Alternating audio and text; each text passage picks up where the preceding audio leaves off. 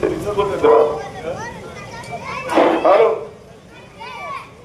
52 पंढरपूर मंगळवेढा विधानसभा मतदारसंघाचे अधिकृत उमेदवार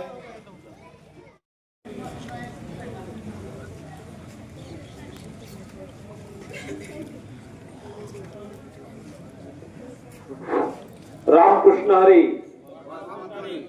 मोठ्याने बोला, मोठ्याने वाचतीये ना. रामकृष्ण हरी.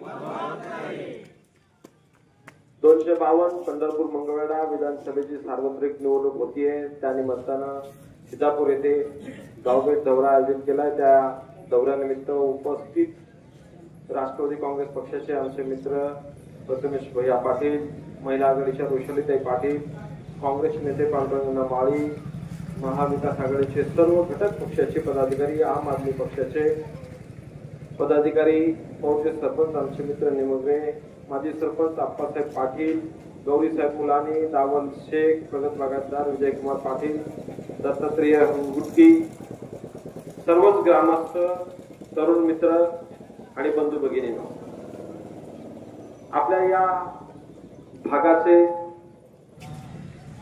भागाचा विकास करण्यासाठी आणि पंढरपूर आणि मंगळवेढा देवभूमी आणि संतभूमी असं वैभव लाभलेल्या या मतदारसंघाचं प्रतिनिधित्व करण्याची जबाबदारी आज आदरणीय शरदचंद्रजी पवार आणि महाविकास आघाडीचे सर्व प्रमुख घटक पक्ष या सर्व नेते मंडळींनी आज माझ्यावर दिली आहे. मित्रांनो, याआधी पण मी प्रत्येक गावात जाऊन आपल्या हे गावाच्या पद्धतीने आलो होतो. प्रत्येक गावामध्ये जाऊन विचारपूस केली, कुठल्या पक्षाकडे जायचं, कुठल्या पक्षामधनं उमेदवारी घ्यायची किंवा निवडणूक लढवण्याचा इच्छा आहे तर काय करायला पाहिजे, मतदार जाणून घेण्यासाठी मी प्रत्येक वाडी वस्तीवर जाण्याचा प्रयत्न केला. 70-80% गावामध्ये मी पोहोचलो. सगळ्या गावामध्ये विचारणा केल्या असता प्रत्येक गावातला माणूस, प्रत्येक समोर बसलेला माणूस फक्त मला एकच वाक्य बोलायचा, तुम्ही आधी तुतारी घेऊन या, मग आमच्या गावात या, आम्हाला काय अडचण नाही. म्हणजे या मतदारसंघाचं साहेबांच्या वरती असलेलं प्रेम त्यातनं दिसून येतं. या मतदारसंघाचं प्रेम आणि साहेबांचंही तेवढंच या मतदारसंघावरती असलेलं प्रेम मी स्वतः माझ्या डोळ्यांनी बघितलंय. निवडणुकीच्या काळामध्ये 8-10 दिवस मुंबईमध्ये असताना, राष्ट्रवादी काँग्रेस पक्षामध्ये काम करत असताना त्या ठिकाणी प्रत्येक भागातला नागरिक यायचा, सामान्य नागरिक सुद्धा मुंबईला आल्यानंतर साहेबांना भेट घेण्यासाठी यायचा. पंढरपूर मंगळवेढ्याची चिठ्ठी आत आल्यानंतर साहेब त्या माणसाला बोलून एक आपुलकीने चौकशी करायची की या भागात रस्ते कसे आहेत, पाण्याची काय व्यवस्था आहे. म्हणजे साहेबांचे जे पडलेले प्रश्न, मतदारसंघाविषयी असलेल्या अडचणी साहेब त्या माणसाला विचारून घ्यायचे. सामान्य माणसाकडनं माहिती घेऊन, त्या पुढाऱ्याकडनं माहिती घेऊन पुढारी त्याला सोपं होईल अशाच पद्धतीचं साहेबांशी बोललं जायचं. पण या मतदारसंघातला एक सामान्य कार्यकर्ता किंवा सामान्य नागरिक जेव्हा साहेबांच्याकडे यायचा, माझ्या समोर मी ते अनुभवलेलं आहे. हजारो लोक यायची, प्रत्येक मतदारसंघामध्ये यायची. तसेच आपल्या मतदारसंघामधनं खूप अशी माणसं साहेबांना भेटून गेली. त्यावेळेस साहेबांनी विचारलं की या भागामधलं काय चालू आहे, कुठल्या पद्धतीचं वातावरण आहे, कुठला पुढारी काय करतो, या सगळ्या गोष्टी साहेबांच्याकडे रिपोर्ट असल्याशिवाय साहेब कुणालाही काही बोलत नाही. मला आपल्या लोकांना एवढंच विनंती करायची आहे की आज ज्या पद्धतीचं वातावरण आहे, ज्या पद्धतीचं बोललं जातं, एक हक्काचा माणूस आणि साहेबांच्या राष्ट्रवादी काँग्रेस पक्षाची उमेदवारी मला मिळालेली असल्यामुळे अधिकृत उमेदवार म्हणून आज माझी घोषणा झालेली आहे. माझ्या बरोबर राष्ट्रवादी काँग्रेस पक्षाचे सर्व प्रमुख मंडळी असून काँग्रेसचे ज्येष्ठ नेते आणि सगळेच जवळपास 90% जनता, काँग्रेसचे पदाधिकारी आज माझ्या बरोबर आहेत. पहिल्या 2-3 दिवसापूर्वी मंगळवेढ्याच्या सर्व पदाधिकाऱ्यांनी आपल्याला इथं येऊन जाहीर पाठिंबा दिला. तसंच पंढरपूर शहरातील नगरसेवक असतील, शहर प्रमुख असतील, तालुका प्रमुख असतील, या सगळ्या पदाधिकारी काँग्रेसच्या लोकांनी माझ्याबरोबर येण्याचं, काम करण्याचं जाहीररित्या आपल्या माध्यमांच्या द्वारे जाहीर केलेलं आहे. मित्रांनो, मला यातून एकच सांगायचं आहे की अधिकृत उमेदवारीबद्दल जो घोळ चालू आहे, जो लोकांच्या मध्ये संभ्रम पसरवण्याचा एक प्रयत्न केला जातोय, त्यासाठी तुम्हाला एवढा उलगडा करून सांगतोय की राष्ट्रवादी काँग्रेस पक्षाची जागा असल्यामुळं आदरणीय शरदचंद्रजी पवार साहेब असं न विचार करता अविचारी कुठलाही निर्णय घेणार नाही. कारण एक जागा त्या महाविकास आघाडीच्या अतिशय महत्वाच्या जागा आहेत.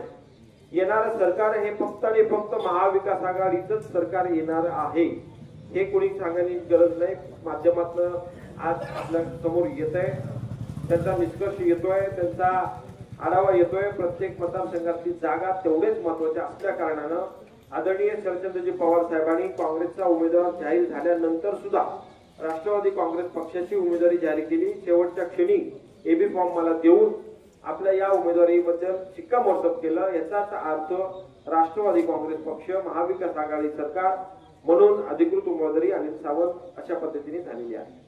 तुतारी वाजवणारा माणूस या चिन्हासमोरील बटन दाबून मला विजयी करा हे सांगण्यासाठी आणि आपल्या गावातील विकास किंवा या भागातील विकास करण्यासाठी एकदा संधी द्या हे सांगण्यासाठी आज आपल्या समोर मी उभा आहे। मित्रांनो, मतदारसंघामध्ये काम करत असताना 15 वर्ष सातत्यानं एक साखर कारखाना मी चालवतोय। या साखर कारखान्याच्या माध्यमातून हे गाव माझ्यासाठी नवीन नाही। पहिल्या दिवसापासून या गावाने मला खूप अशा पद्धतीने साथ दिलेली आहे। नदीकाठ असल्यामुळे या गावामध्ये ऊसाचं प्रमाण खूप जास्त असल्यामुळे माझा संबंध पहिल्या दिवसापासून या गावाशी आलेला आहे।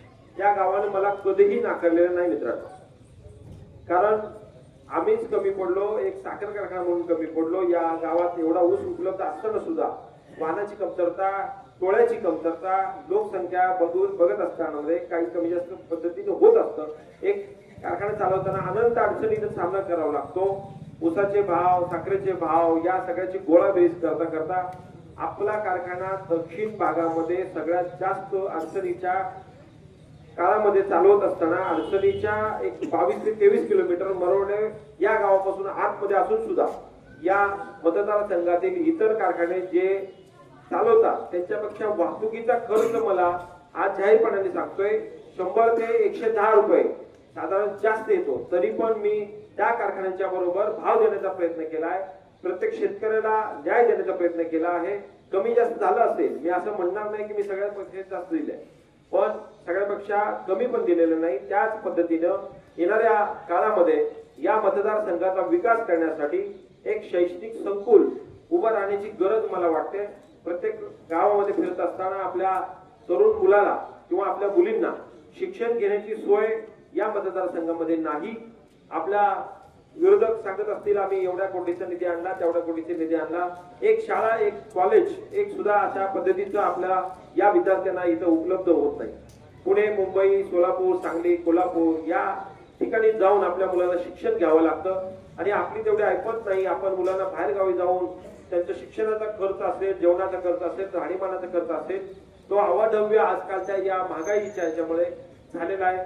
तर मला मित्रांनो एवढंच सांगायचंय की या मतदारसंघाचा विकास करण्यासाठी मी कटिबद्ध आहे। आपल्याला दूध व्यवसाय अजून करण्याची एक इथं जास्त गरज वाटते।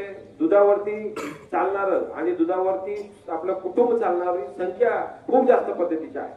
मित्रांनो, तो बिझनेस येणाऱ्या भविष्य काळामध्ये माझ्या डोक्यात आहे आणि तो नक्कीच मी काम करून आपल्याला या ठिकाणी लावेल आणि 4 लोकांना त्यातला रोजगार उपलब्ध होईल आणि शेतकरी केंद्रबिंदू मानून त्यांना त्यांच्या संसाराला कुठेतरी हातभार लावण्याचं काम भैरवनाथ उद्योग समूहाच्या मार्फत केलं जाईल। बाकीच्या सर्व गोष्टी बऱ्याच काही बोलण्यासारख्या आहेत। आपल्याच गावचं आत्ताच मी बघितलं, माझ्या 2 माता भगिनी इथून अजून डोक्यावरती लाकडं जाताना घेऊन, चूल चालवण्यासाठी लाकडं हातात जाताना घेऊन आपण सगळ्यांनी बघितलंय। मित्रांनो, जर आज आपण या परिस्थितीमध्ये सुद्धा असताना आपली अजून माता भगिनी चुलीवर स्वयंपाक करत असतील, भाजप सरकार गॅस दिला, हे केलं, ते केलं, हे जे जाहिरातबाजी करतंय हे सगळं आत्ताच आपण सगळ्यांनी बघितलं की ते सगळं फुल आहे। विकास फक्त आणि फक्त त्यांच्या जवळच्या मंडळीचा आणि त्यांच्या या चिलीपिल्यांचा झालेला दिसतोय। आपल्या मतदारसंघामध्ये कुठलाही रस्ता, कुठल्याही पद्धतीचं एक असं ठोस MIDC फक्त कागदावरतीच आहे। MIDC आली, हे आलं, ते आलं, आपण जे बघतोय त्या पद्धतीचं कुठलंही आपल्याकडे रोजगार उपलब्ध झालेला नाही। मंगळवेढा तालुक्यामध्ये एक MIDC आपल्याकडे चालू आहे, पण त्या MIDC मध्ये पाहिजे ती कारखाना, पाहिजे ते कंपनी आलेली नाही। आपल्या तरुणांना रोजगार उपलब्ध नाही। आमच्या इथे बालाजी म्हणून आपलं छोटस हे आहे गाव, तिथं तांडा, त्या ठिकाणी तर एवढी तरुण पोरं आहेत की परवा गेल्यानंतर परत सगळी पोरं म्हणली की आपल्या कारखान्यात हे करा, ते करा, त्या पद्धतीचं काम करा। एवढं तरुण मित्र मंडळी भेटतात की आज त्यांना काम देऊ शकत नाही। तर माझी कळकळीची विनंती आहे, येणारं सरकार हे राष्ट्रवादी काँग्रेस पक्ष आणि महाविकास आघाडीचं असणार आहे। तर आपल्या भागाचा विकास करण्यासाठी आणि आपल्या या मतदारसंघाचा विकास करण्यासाठी आदरणीय पवार साहेबांच्या वरती विश्वास ठेवून एकदा मतदान करा। मतदान केल्यानंतर या भागाचा विकास काय असतो, सर्वसामान्य जनतेचा विकास काय असतो, आमदारांनी काय काम करावं लागतं आणि आमदारकी काय असते हे आपल्या जनतेला नक्की दाखवून देईल. मी नौका असलो तरी राजकारण माझ्यासाठी नौका नाही. राजकारण मी बघितलेलं आहे, जवळून अनुभवतो आहे. स्वतः निवडणूक लढवली जरी नसली तरी त्याचा अनुभव मी घेतलेला आहे. त्याच्यामध्ये काय काम करायचं, जनता कशा पद्धतीने राहायची असते, जनतेला कशा पद्धतीने आपण सांभाळायचं असतं ह्याची जाण मला चांगली आहे. त्यामुळं आपण मला येणाऱ्या 20 तारखेला तुतारी वाजवणारा माणूस या चिन्हासमोरील बटन दाबून प्रचंड असं बहुमताने निवडून द्यावं. कारण येणारं सरकार हे महाविकास आघाडीचं असल्यामुळे आपल्या या भागातील प्रतिनिधित्व करणारा माणूस पण आपला असावा. असं जर असेल तर आपला विकास करण्यासाठी आपल्याला जरा सोपं जाईल.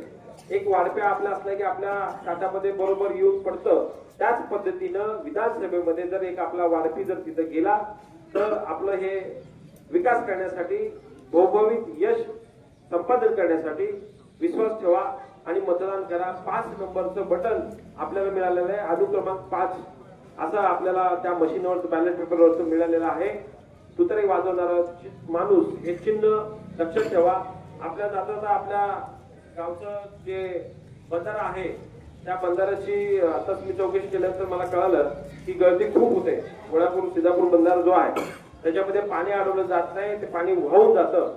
मला वाटतं काही वर्षानंतर सोलापूरला जे पाणी जाणारं पाईपलाईनचं काम संपल्यानंतर पाणी सुद्धा आपल्याला प्रत्येक वर्षी ह्या 2-3 आषाढी कार्तिकी मार्गशीर्ष वारी जी आहे त्या वारीला पाणी सुटतं किंवा सोलापूरला पिण्याच्या पाण्यासाठी आपल्या नदीत पाणी सोडलं जातं. हे सुद्धा काही दिवसांनी बंद होईल मित्रांनो. होईल का नाही सर? पण भविष्यामध्ये ती अडचण होणार आहे का नाही? तुमचं गाव जरी नदी काठाला असेल तर तुम्हाला पाण्याची आता सध्या उपलब्धता आहे. पण जर ती पाईपलाईन मधनं जर पाण्याचं सोलापूरला सुरू झाल्यानंतर आपल्याला ती भविष्यात अडचण सुद्धा येऊ शकते. तर त्या पद्धतीचं आपल्याला नियोजन करावं लागेल आणि पाण्याचा प्रश्न, लाईटचा प्रश्न, महत्वाचा रस्त्याचा प्रश्न या सगळ्याचं सोडवण्यासाठी साहेबांच्या वरती विश्वास ठेवा. अनिल सावंतला मतदान करायचं म्हणजे पवार साहेबांना मतदान करण्यासारखं आहे आणि तीच गोष्ट खरी आहे. साहेबांनी सांगितल्याप्रमाणे या सर्व गोष्टीचा विचार करून काळजीपूर्वक येणाऱ्या 20 तारखेला मतदान रूपी आशीर्वाद द्या. भरघोस असं मतदान करून विधानसभेत जाण्याची संधी द्या. लोकांसारखा तुमच्यासारखा सर्वसामान्य माणूस म्हणून, आमदार म्हणून मी राहील एवढीच ग्वाही देतो. आणि जास्त वेळ न घेता तुम्ही एवढ्या मोठ्या संख्येने उपस्थित राहिला त्याबद्दल आपल्या सर्वांचा आभार व्यक्त करतो आणि इथं थांबतो. जय हिंद, जय राष्ट्रवादी, जय महाराष्ट्र.